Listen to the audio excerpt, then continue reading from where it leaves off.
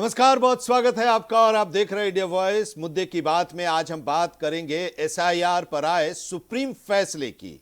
बिहार में एसआईआर को लेकर सुप्रीम फैसला आ गया है। सुप्रीम कोर्ट ने कहा कि एसआईआर की प्रक्रिया में कोई खामी नहीं है और यह प्रक्रिया पूरी तरह से संवैधानिक है। इस फैसले के साथ ही यह भी स्पष्ट हो गया है कि चुनाव आयोग की जो शक्तियां हैं वो बरकरार हैं। असल में याचिकाओं में पहले दावा किया गया था कि संविधान के अनुच्छेद 326 जन प्रतिनिधित्व अधिनियम 1950 और उसके तहत बनाए गए नियमों के तहत चुनाव आयोग को इतने बड़े स्तर पर एसआईआर कराने का अधिकार नहीं है। इन याचिकाओं पर सुनवाई कर रही चीफ जस्टिस सूर्यकांत की अध्यक्षता वाली बेंच ने 29 जनवरी को अपना फैसला सुरक्षित रख लिया था। सुप्रीम कोर्ट ने फैसला सुनाते हुए कहा कि एसआईआर की प्रक्रिया पूरी तरह वैध और कानूनी है। सुप्रीम कोर्ट ने कहा कि सिर्फ इसलिए एसआईआर की प्रक्रिया को रद्द नहीं किया जा सकता क्योंकि यह सामान्य वोटर लिस्ट संशोधन प्रक्रिया से अलग है।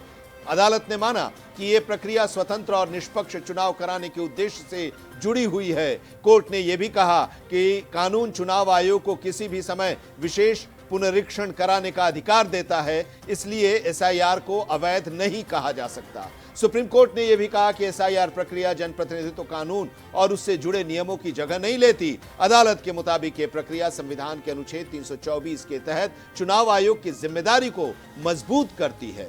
कोर्ट ने कहा कि चुनाव आयोग ने अपने अधिकारों से बाहर जाकर काम नहीं किया है। सुप्रीम कोर्ट ने यह भी माना कि एसआईआर प्रक्रिया में लोगों को अपनी बात रखने के कई मौके भी दिए गए। अदालत ने कहा कि नोटिस देने और सुनवाई जैसी जरूरी सुरक्षा उपाय इस प्रक्रिया में मौजूद थे। कोर्ट के मुताबिक एसआईआर का मकसद वोटर लिस्ट को सही, पूरी और भरोसेमंद बनाना है। सुप्रीम कोर्ट ने कहा कि इस प्रक्रिया में अपनाए गए कदम जरूरत से ज्यादा कठोर नहीं है और अदालत ने माना कि लोगों को मनमाने तरीके से वोटर लिस्ट से बाहर होने से बचाने के लिए पर्याप्त सुरक्षा उपाय भी किए गए। साफ किया कि चुनाव आयोग केवल वोटर लिस्ट में नाम जोड़ने या हटाने तक सीमित फैसला ले सकता है।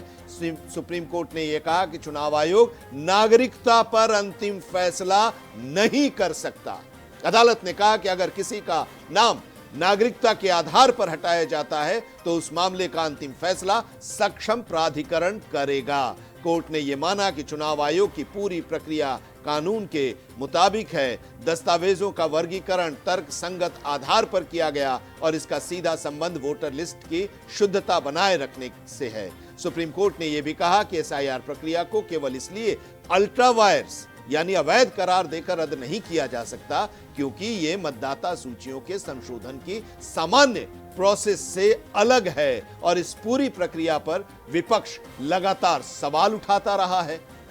विपक्ष की तरफ से ही याचिकाएं दायर की गई थी। एसआईआर की प्रक्रिया जब बिहार में शुरू हुई और उसके बाद कई राज्यों में यह प्रक्रिया चल रही थी तो उस पर विरोध हो रहा था। चुनाव आयोग को सरकार की एजेंसी होने का आरोप लगाया गया, कॉम्प्रोमाइज्ड होने का आरोप विपक्ष की तरफ से लगाया गया। बिहार से लेकर पश्चिम बंगाल तक चले एसआईआर पर सवाल उठाया विपक्ष ने। अपनी हार का ठीकरा एसआईआर पर विपक्ष फोड़ता रहा, वोट चोरी का आरोप लगाता रहा। मामला सुप्रीम कोर्ट तक गया और अब सुप्रीम कोर्ट का फैसला आया जिसमें सुप्रीम कोर्ट ने कह दिया कि एसआईआर की प्रक्रिया में कोई खामी नहीं है और यह प्रक्रिया पूरी तरह से संवैधानिक है। इस फैसले को लेकर भारतीय जनता पार्टी की तरफ से भी प्रतिक्रिया आई। राष्ट्रीय प्रवक्ता सुधांशु त्रिवेदी ने इसे लोकतंत्र की संस्थाओं पर विपक्ष के हमलों की नाकामी बताया और कहा कि लोकतंत्र की सभी संस्थानों पर अपनी अकर्मण्यता और राजनीतिक अक्षमता को छिपाने के लिए आरोप प्रत्यारोप, लांछन और अपमान का जो खेल खेला जा रहा था वो आज सर्वोच्च न्यायालय के फैसले से पूरी तरह से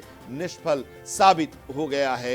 ये कांग्रेस और समूचे विपक्ष की नैतिक, राजनीतिक और संवैधानिक तीनों आयामों पर निर्णायक पराजय है।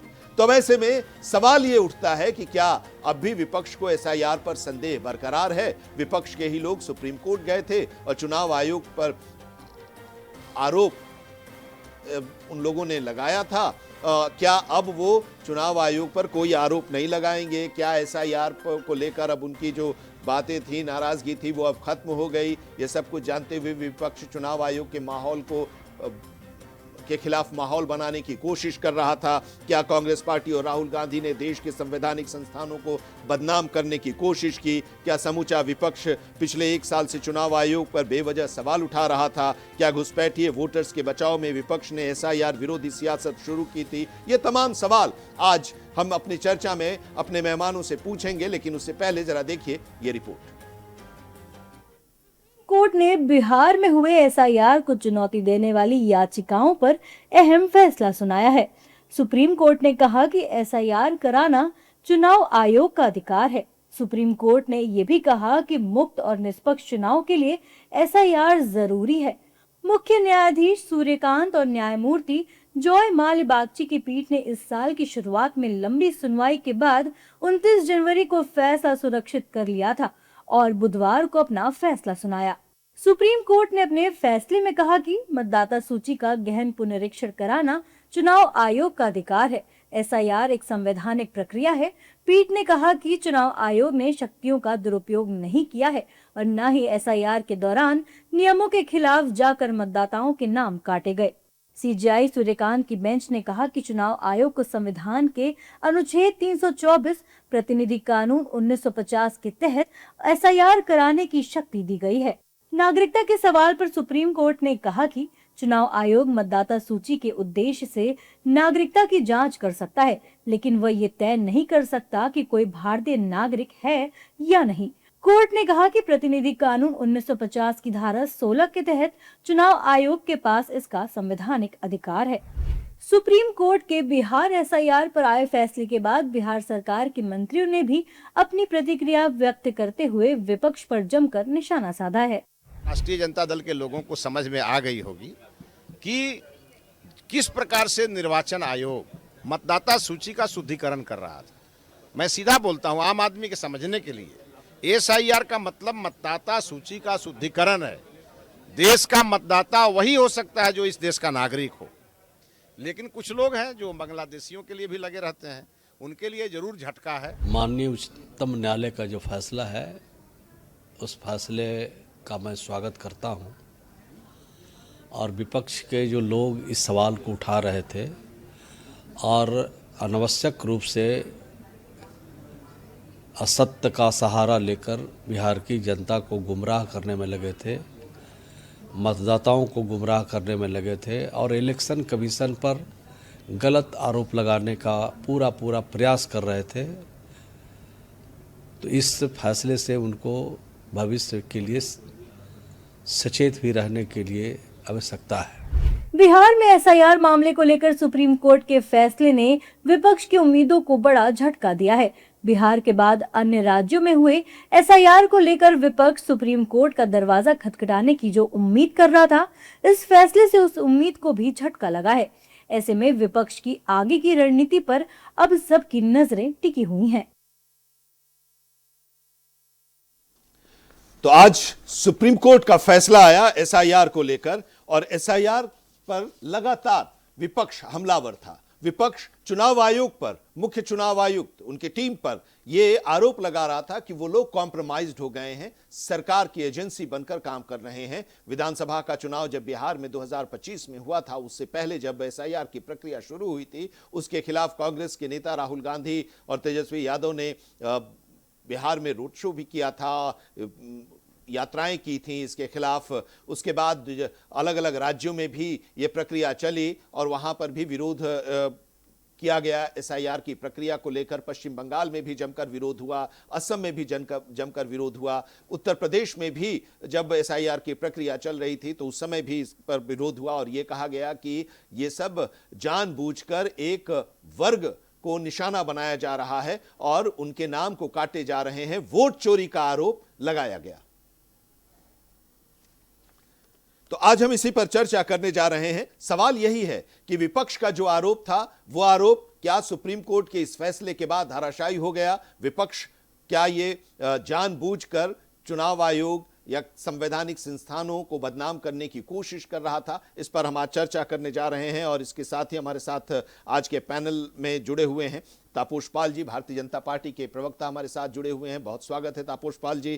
कांग्रेस के प्रवक्ता कन्हैया यादव जी हमारे साथ इस चर्चा में जुड़े हैं। कन्हैया जी बहुत स्वागत है। और professor S D Bharti, Samajwadi Party के प्रवक्ता हमारे साथ इस चर्चा में जुड़ रहे हैं। बहुत स्वागत है सर आपका भी।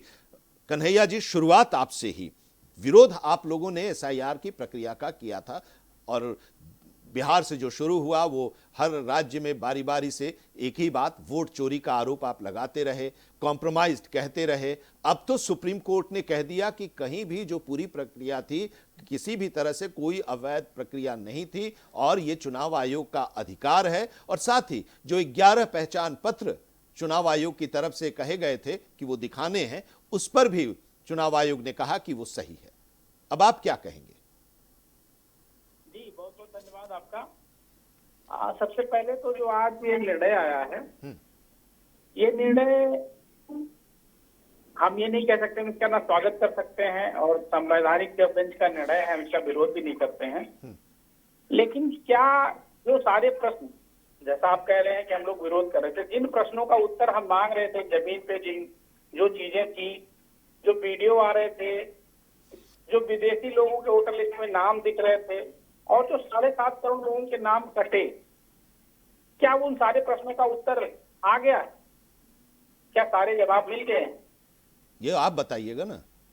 नहीं, हमें ऐसा लगता है कि अभी बहुत सारे प्रश्नों का उत्तर आना है। और आप एक बात ये देखिए कि यदि हम पहले किसी को जो उसका संवैधानिक अधिकार है वोट देने का, उससे रोक देते हैं, फिर हम कहते हैं कि वो ट्रिब्यूनल में जा सकता है, वो अपनी बात रख सकता है, अपनी नागरिकता सिद्ध कर सकता है, अपनी बात को प्रूव कर सकता है। अगर किसी का वोट कट गया है, उसको वोट देने से आपने वंचित कर दिया, उसके बाद यदि ये प्रूफ हो जाता है कि वो वोट देने का अधिकारी था, ऐसी स्थिति में क्या होगा? क्या इसका जवाब मिल गया है? नहीं, तो ये कहा, ये भी तो कहा है ना सुप्रीम कोर्ट ने कि नाम कट गया इसका मतलब ये नहीं कि उसकी नागरिकता चली गई। ये भी कहा है नाम कट गया किसी भी स्थिति से प्रक्रिया थोड़ी अलग हो तो अवैध नहीं हो जाती। ये भी अवैध नहीं हो जाता है। लेकिन अगर बिहार में, अच्छा, इससे पहले सुनिए, जब आप लोगों की सरकार थी और उस समय जब SIR की प्रक्रिया हुई थी, उस समय जब हुई थी तो इतना मीडिया भी ऐसा नहीं था कि इस तरह की बातें आ रही थी। मेरा वही सवाल है कि क्या उस समय, कन्हैया जी, मेरा ये सवाल है कि क्या उस समय इस तरह से कोई नाम नहीं छूटा था? ये क्या आप गारंटी ले सकते हैं क्या? नहीं, किसी चीज की कोई गारंटी है। देखिए, इतनी लंबी प्रक्रिया में आप किसी चीज की गारंटी वही तो नहीं ले सकते। हाँ, तो ये बात आज भी तो यही, जल्दबाजी में, हाँ, आप बताइए किस किस की जल्दबाजी थी बिहार में? 4 महीने में SIR जैसी प्रक्रिया, अच्छा, जो चुनाव के पहले अगर हो गया तो जल्दबाजी। उत्तर प्रदेश में अगले साल चुनाव है और अभी वहां पर SIR की प्रक्रिया हो रही थी, तब आप कह रहे थे कि अभी इतनी जल्दी क्या है, तो कब कराया जाए? प्रक्रिया तो होनी है ना, तब भी आपत्ति है? नहीं, प्रक्रिया में कोई आपत्ति नहीं, किसी तरीके की हमें कोई आपत्ति नहीं है। बस हमें जो उसका तरीका, जो इम्प्लीमेंटेशन हो रहा है, जिस तरीके से होना चाहिए, क्या उस तरीके से हो रहा है? ये तो सुप्रीम कोर्ट ने कहा ना कि हाँ, कोई गलत नहीं हुआ है, सब सही ढंग से हुआ है। सुप्रीम कोर्ट ने तो ये कहा है ना।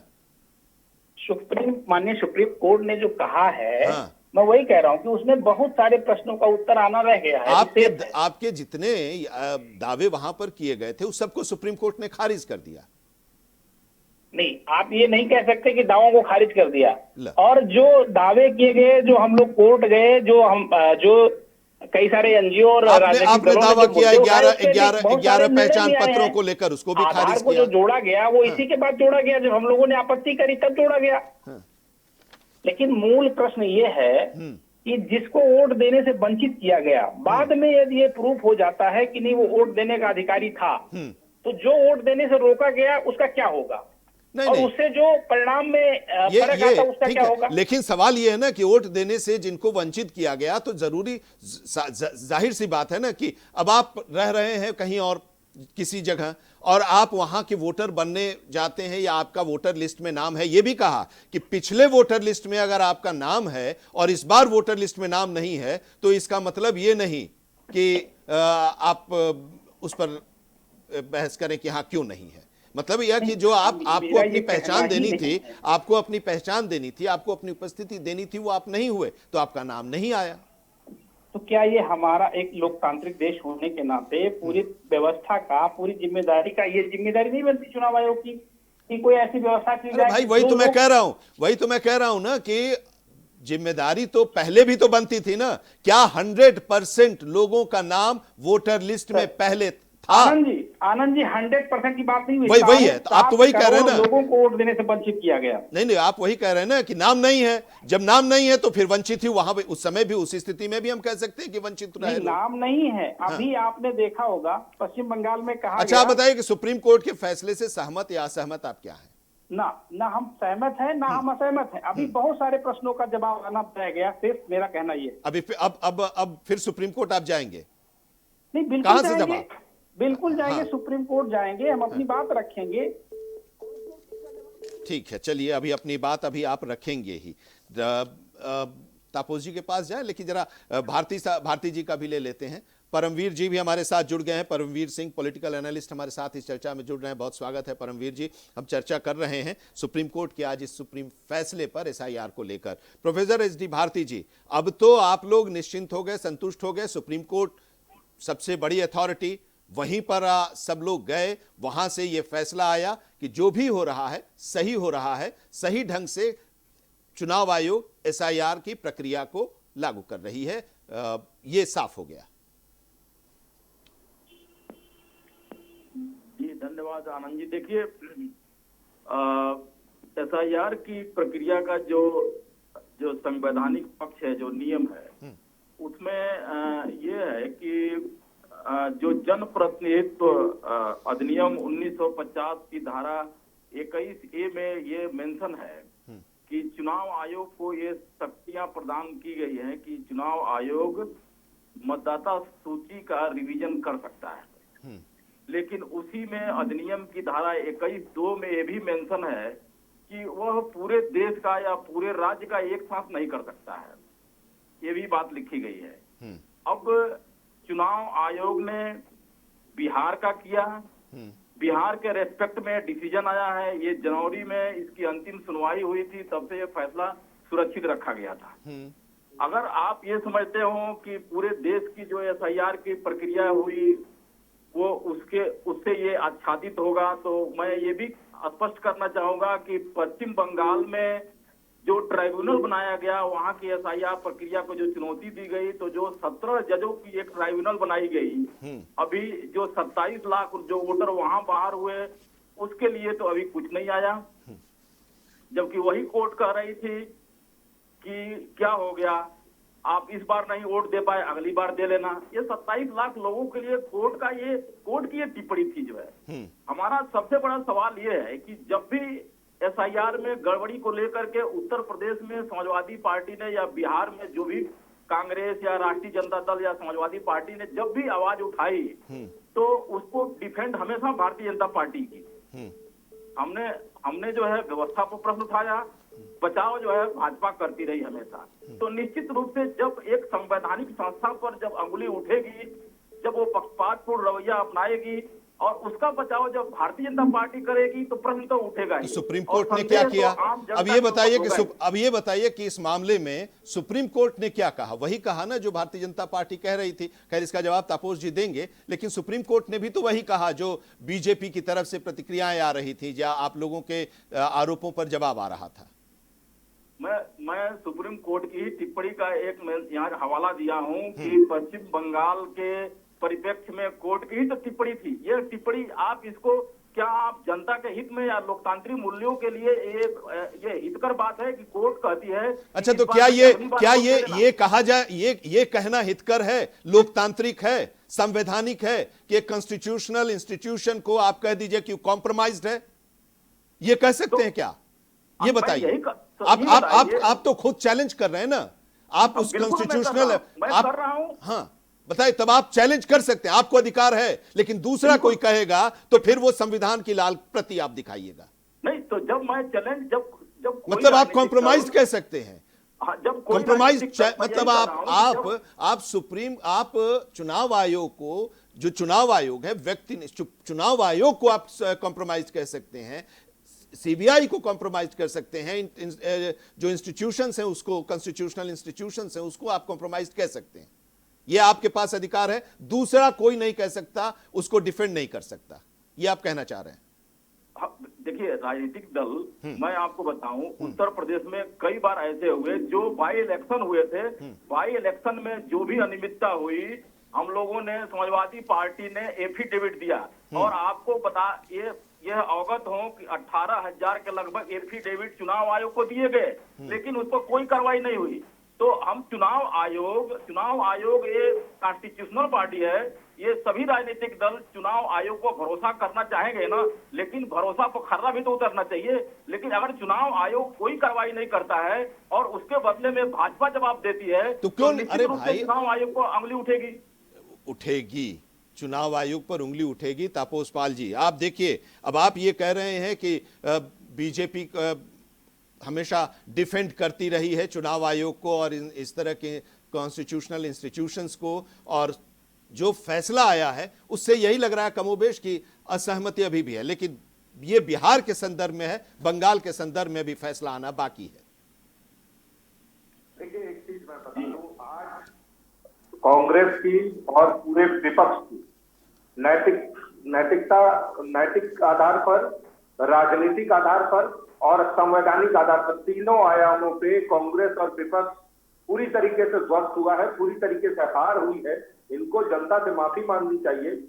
इन्होंने इतना समय बर्बाद किया, इस कोर्ट का समय बर्बाद किया, जनता को भ्रमित किया, लोगों को भ्रमित किया, लोगों को पूरी तरीके से जो एक न्याय संगत एक कार्यक्रम था उसमें भ्रमित किया। स्पेशली इनके, आपने तो ये भी देखा है कि ममता बनर्जी खुद जो है कोर्ट चली गई थी काला कपड़ा पहन के। तो देखिए, आज सुप्रीम कोर्ट ने साफ तौर पे ये कहा है कि चुनाव आयोग को वोटर लिस्ट के से नाम जोड़ने और हटाने का पूरा अधिकार है। एसआईआर पूरी तरीके से संवैधानिक है, और लेकिन नाम हटने का मतलब ये नहीं है कि नागरिकता खत्म हो जाएगी। इस तरीके से विपक्ष जो है लोगों को भ्रमित कर रहा था और बाकी लोगों को भ्रमित कर रहा था। देखिए, कांग्रेस पार्टी आज वही पार्टी है जिसका करार हो रखा है चीन के साथ, जिसके तार चीन के साथ है, विचार जो है, विचार के तार यूरोप के साथ जुड़े हुए हैं, दुष्प्रचार के तार अमेरिका से जुड़े हुए हैं, परिवार के तार इटली से जुड़े हुए हैं, वोटरों के तार बांग्लादेश से जुड़े हुए हैं। आज ये सारे तार जो है कटते हुए नजर आ रहे हैं। अब उनका ये असली चरित्र जो है ये पूरी तरीके से लोगों के सामने आ गया है। ये झूठ की दुकान चलाते रहे और लोगों से यही बताते रहे कि भाई हम जो है मोहब्बत की दुकान चला रहे हैं। ये पूरी तरीके से आज स्पष्ट हो गया है कि ये केवल और केवल लोकतंत्र में भ्रम के जो है वो राजनीति कर रहे थे। आज स्पष्ट रूप से लोकतंत्र में समस्त संस्थाओं को इन्होंने जो है कटघरे में खड़े करने की कोशिश की है, और उसके पीछे सिर्फ एक ही राजनीति थी इनकी कि इनकी राजनीतिक तौर पे जो क्षमता नहीं है, ये अक्षमता को अपनी ढकने की कोशिश किए हैं, अकर्मणता को अपनी ढकने की कोशिश किए हैं, और केवल आरोप लांछित करना और कुप्रयास, ये सारी चीजों को आज सुप्रीम कोर्ट ऑफ इंडिया ने रास्ता दिखा दिया और ये कह दिया कि आपके जो ये सारे वक्तव्य थे, आपके जो ये सारी चीजें थी, जो आप ये कंटिन्यूअसली बोल रहे थे, ये पूरी तरीके से गलत बोल रहे थे आप। और एक चीज और देखिए, हमारे गृह मंत्री जी वहां पे साफ साफ उन्होंने कहा बंगाल इलेक्शन के समय में कि मैं यहाँ पे 25 दिन तक रहूंगा। जिस दिन आम आदमी पार्टी से राघव चड्ढा के समेत 7 लोग आके यहाँ ज्वाइन किए थे भाजपा, उस दिन आपने जो है मुझे टीवी चैनल में बुलाया था। उस दिन मैंने ये कहा था कि देखिए, आज सवेरे हमारे गृह मंत्री जी ने प्रेस कॉन्फ्रेंस किया है, अभी रोड शो कर रहे हैं। प्रधानमंत्री जी सवेरे एक रोड शो में थे, अभी शाम को एक रोड शो में मेहनत कर रहे हैं। जेपी नड्डा जी से लेके नितिन नवीन जी से लेके प्रधानमंत्री जी से लेके सारे लोग वेस्ट बंगाल में थे। ये भाई साहब कहाँ थे? ये विपक्ष की पार्टी, ये राहुल गांधी कहाँ पे थे? एक बार बता दीजिए। बंगाल इलेक्शन मेहनत करना नहीं है, जब बुरी तरीके से हार जाना है तो हार का ठीकरा जो है इन संवैधानिक संस्थानों पे फोड़ देना है, ईवीएम पे फोड़ देना है। लेकिन इसमें एक तो इस फैसले में तापोसदा, इस फैसले में आप लोगों के लिए भी तो एक है ना कि जो आप कहते थे कि एसआईआर की जो प्रक्रिया हो रही है उस प्रक्रिया में घुसपैठियों को बाहर करना है, घुसपैठियों को बाहर करना या उन नागरिकता की पहचान करना चुनाव आयोग का काम नहीं है, ये भी नागरिकता के आधार पर वोटर लिस्ट बनाना ये चुनाव आयोग का काम नहीं, ये भी तो आज कहा गया।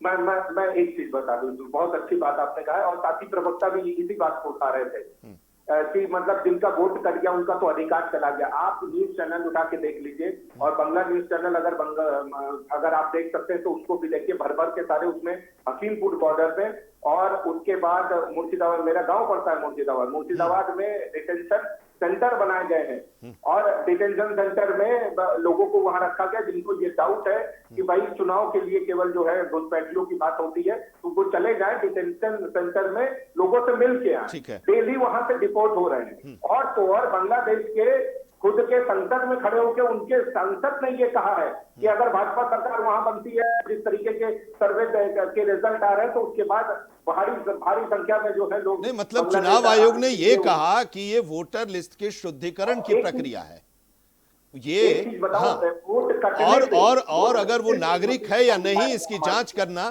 कॉम्पिटेंट अथॉरिटी का काम है, वो जांच करेगा, चुनाव आयोग नहीं करेगा। और चुनाव आयोग किसी को सर्टिफिकेट नहीं देगा कौन घुसपैठिया है, कौन यहाँ का नागरिक है। नहीं। लेकिन देखिए आज जब आप देखिए काफी बड़े, जब मैं चैनल का नाम यहाँ नहीं ले रहा हूँ, उन लोगों ने जब हकीमपुर बॉर्डर में लोगों से पूछा कि आप जो है क्यों चले जा रहे हैं, आप अभी तक यहाँ थे, आपने वोट डाला, कहा हमने 4 बार वोट डाला है, तो आपके पास सारे कागज है हमारे पास, फिर आप क्यों चले जा रहे हैं? तो उन्होंने बताया कि SIR में हमारा नाम कट गया, 2000 हमारी हियरिंग थी, 2002 के में हमारा कोई वहां पे जो है इंट्रेंस नहीं था, हम वो प्रूफ नहीं कर पाए, और इसीलिए हम आप जा रहे हैं। तो देखिए ममता बनर्जी भी एक उनकी पब्लिक मीटिंग थी, उसमें सारे लोगों से यही पूछ रही थी कि किसका नाम SIR में कट गया, तो 90% लोगों ने हाथ खड़ा कर दिया। उसके बाद वो खुद बोलने लगी कि तो फिर वोट कौन डालेगा हमारा। तो वो उतने देर तक जितने लोगों को संबोधन कर रहा था उनका सबका नाम जो है, मैक्सिमम लोगों का नाम SIR में कट चुका था, और आज ये लोग जाते हुए नजर आ रहे हैं, और जाते समय यही बोल रहे हैं कि भैया SIR में हमारा नाम कट गया। वो लक्ष्मी भंडार हो, वो स्वास्थ्य साथी प्रकल्प हो, वो वहां के जितने चीजें थी जो कि गवर्नमेंट देती थी, उन सब का वो उपयोग कर रही थी, वो अपना कार्ड भी दिखा रहे हैं, फिर भी कह रहे हैं कि नहीं हम जा रहे हैं क्योंकि हम सेफ नहीं है यहाँ पे, हमारा SIR में नाम कट चुका है। तो जिस समय आपका वोटर आई डी लिस्ट में आपका नाम कट गया, वो यूजफुल नहीं रह गए हैं, इसीलिए TMC पार्टी भी उनको दंगरक्षण देने से मना कर दी है, इसलिए वो निकल रहे हैं यहाँ से। मुर्शिदाबाद में हिंदू जो है भारी संख्या में 66% हमारी संख्या हुआ, आते हैं फिर आगे, और 40% से नीचे आ गए। परमवीर सिंह जी राजनीतिक विश्लेषक हमारे साथ जुड़े हुए हैं। अब हम लोग यही चर्चा कर रहे हैं, आप इस पूरे प्रक्रिया को, सुप्रीम कोर्ट का जो फैसला आया इसको भी आपने देखा। अब यहाँ पर ये सवाल उठ रहा है क्योंकि ये पूरे तौर पर SIR की प्रक्रिया का विरोध विपक्ष की तरफ से किया जा रहा था। अब इस फैसले के बाद क्या हम लोग ये सर कह सकते हैं कि कांग्रेस पार्टी या राहुल गांधी ने देश के संवैधानिक संस्थानों को बदनाम करने की कोशिश की? क्या समूचा विपक्ष पिछले 1 साल से चुनाव आयोग पर बेवजह सवाल उठा रहा था? क्या घुसपैठिए वोटर्स के बचाव में विपक्ष ने SIR विरोधी सियासत शुरू की थी? ये अब सवाल तो उठेंगे ना, अब इसका जवाब भी तो उन लोगों को देना होगा ना। इसको किस तरह से आप इस फैसले के बाद SIR की प्रक्रिया और चुनाव आयोग और विपक्ष को आप देख रहे हैं? ये हमारे इसके अंदर ही खूबसूरती है कि हम लोग कुछ किसी को सकते हैं, और कभी कोर्ट लग जाए तो मांग के आता है, बना देते हैं उनको घर पर, लेकिन फिर भी हमारे पास छूट रहती है। लगता है कि भारत यदि खतरे में।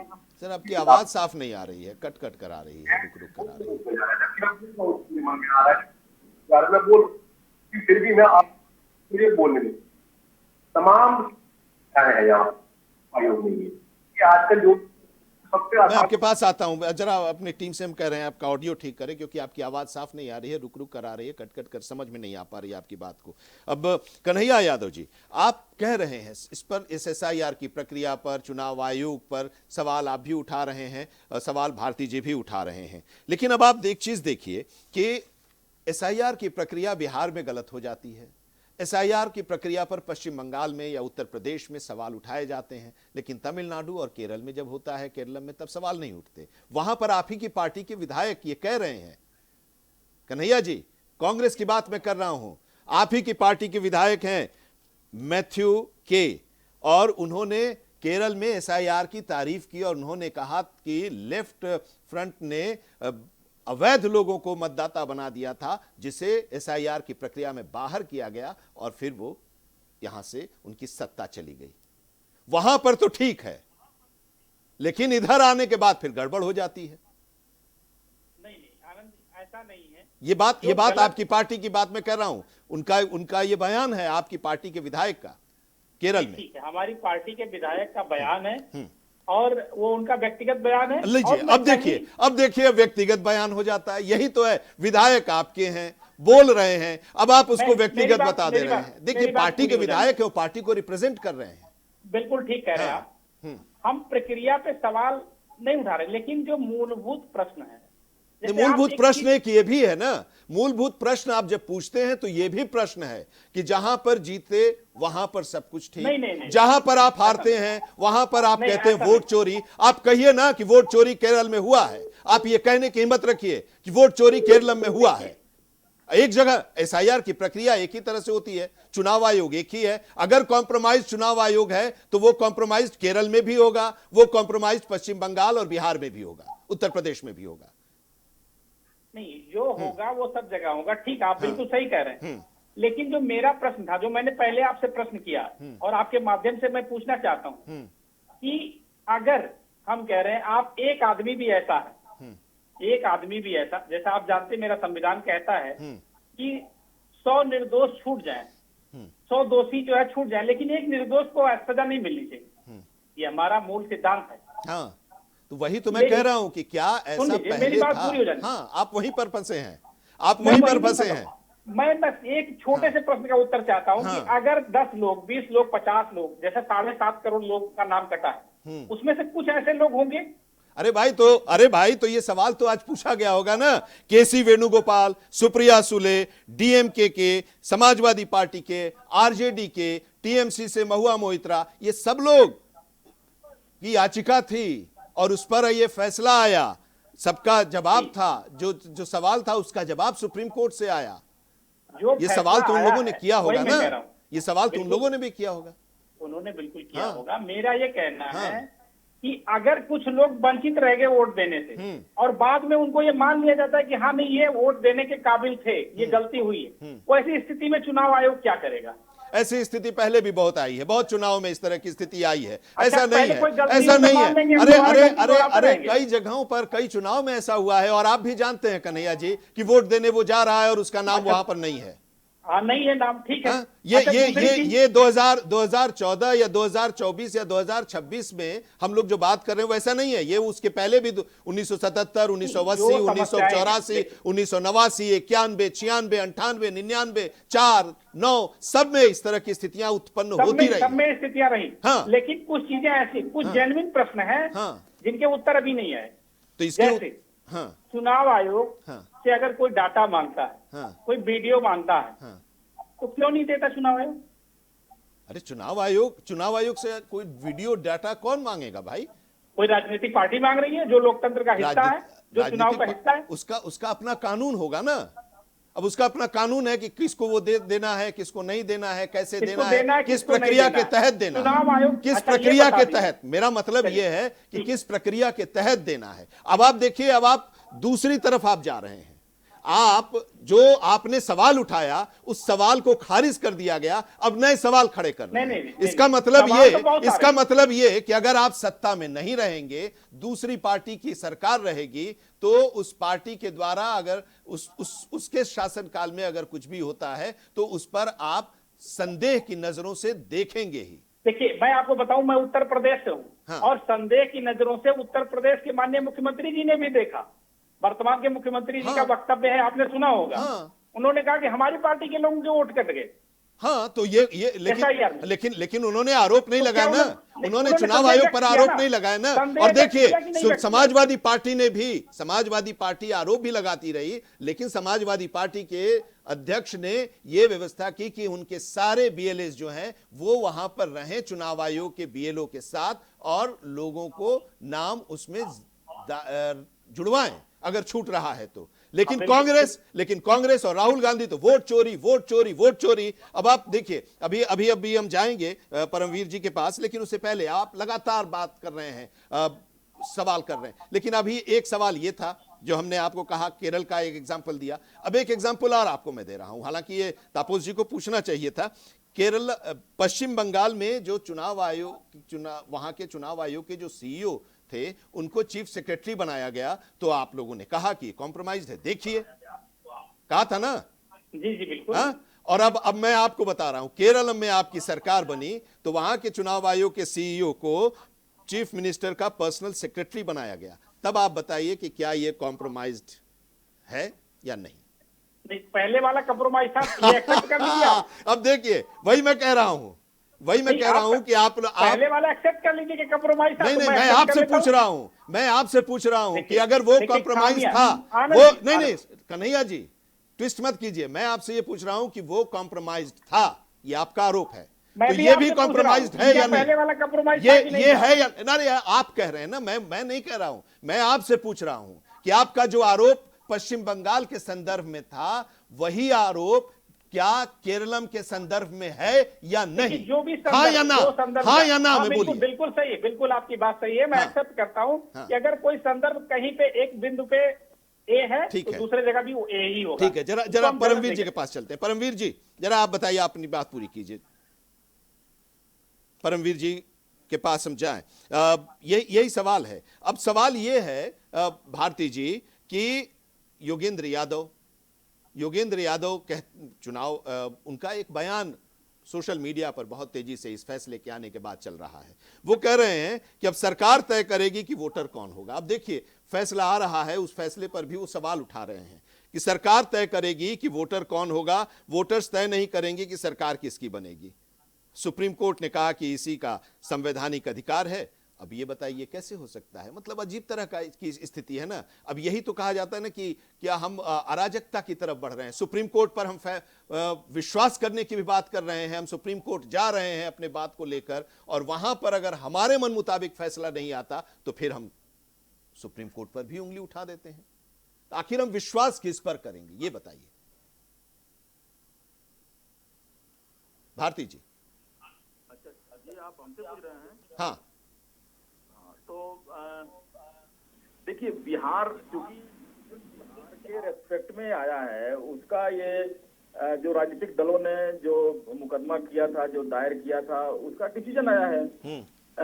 एक मैं और आपको स्मरण दिला दूं कि ये अक्टूबर महीने में आपको याद होगा कि सुप्रीम कोर्ट हर दूसरे दिन तीसरे दिन सुनवाई कर रहा था, और बिहार में एसआईआर के बाद जो मतदाता सूची से जो बाहर हुए थे, वो बार बार सुप्रीम कोर्ट उनकी सूची मांग रहा था, लिस्ट मांग रहा था।